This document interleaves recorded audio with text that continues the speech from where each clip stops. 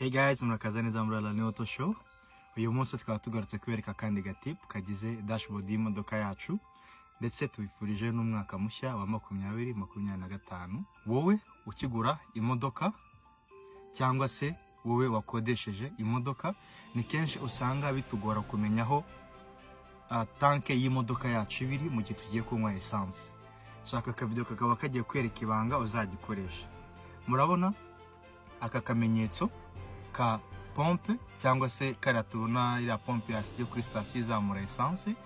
Ku modoka z'ubu hakunze kuba hariho akerekezo kerekana aho pompe y'imodoka yawe iri, kugira ngo nujya kunywa muri essence umenye niba ari ku buryo cyangwa ku bumoso bwawe aho uri bunywere.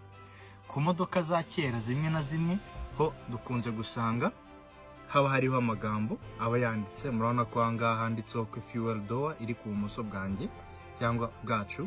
So mu gihe cyose ufite imodoka utarusanzwe utwara cyangwa se wakodesheje imodoka ukaba udashaka kujya kuri station ngo wirirwe ukatakata, nujya kunywa essence ujye ureba kuri kano kamenyetso.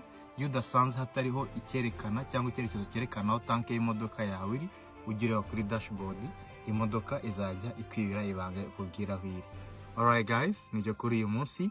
We wish you a happy new year. See you next time.